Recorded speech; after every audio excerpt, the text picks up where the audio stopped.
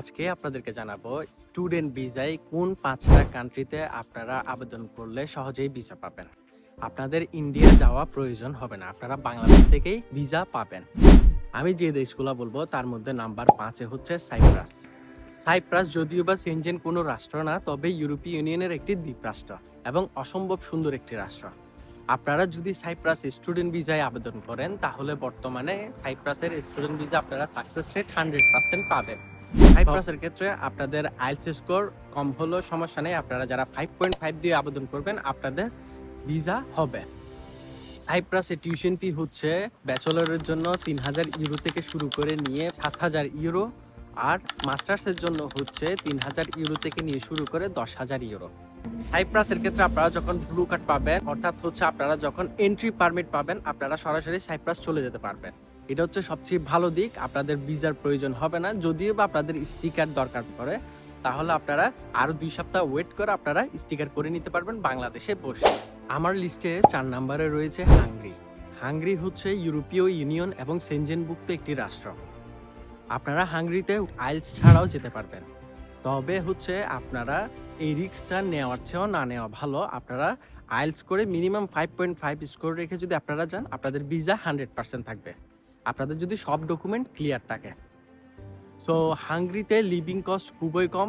হাঙ্গরিতে tuition fee হচ্ছে ব্যাচেলরের জন্য 1.5 থেকে 7,000 টাকা, আর মাস্টার্সের জন্য 2 থেকে 8,000 টাকা। সেক্ষেত্রে হাঙ্গরিতে টিউশন ফি তুলনামূলক অনেক কম। আর বর্তমানে হাঙ্গরিতে স্টুডেন্ট ভিসায় বাংলাদেশ থেকে অনেক স্টুডেন্ট এসেছে। ইন ফিউচার তারা অনেক স্টুডেন্ট নিয়ে। আমার লিস্টে 3 নম্বরে রয়েছে মাল্টা, যেটা ইউরোপীয় ইউনিয়নের সদস্য এবং পাশাপাশি সেনজেন রাষ্ট্র। মাল্টা হচ্ছে একটি দ্বীপ রাষ্ট্র এবং খুবই ছোট একটি রাষ্ট্র। এই দেশে ট্রান্সপোর্ট সম্পূর্ণ ফ্রি এবং লিভিং কস্ট তুলনামূলক কম রয়েছে। মাল্টাতেও আপনারা চাইলে উইদাউট আইএলটিএসে আসতে পারবেন। আমি বরাবরের মতো এবারও বলবো আপনারা চেষ্টা করবেন আইএলটিএস দিয়ে আসার জন্য, সেই ক্ষেত্রে ভিসা পাওয়ার চান্সটা বেড়ে দাঁড়ায়, ভিসার ইস্যু আপনি ভালো পাবেন। মাল্টায় টিউশন ফি হচ্ছে ব্যাচেলরের জন্য 6 থেকে 12,000 আর মাস্টার্সের জন্য 6 থেকে 15,000।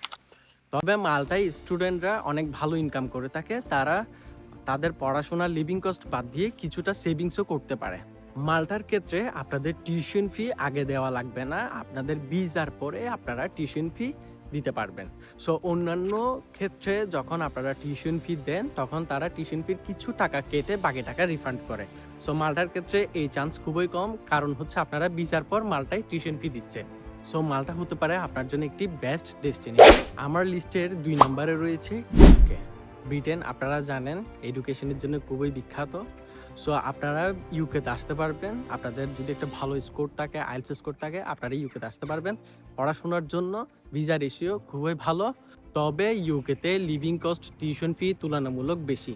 So living cost tuition fee তুলনামূলক বেশি হলো আপনার ইনকামও মোটামুটি ভালো। কিন্তু ইউকের ক্ষেত্রে একটা বড় সমস্যা হচ্ছে যখন স্টাডি শেষ করে তখন তারা ওয়ার্ক পারমিট ম্যানেজ করাটা তাদের জন্য খুবই ডিফিকাল্ট হয়ে যায়, তাদেরকে ইউকে ত্যাগ করতে হয়।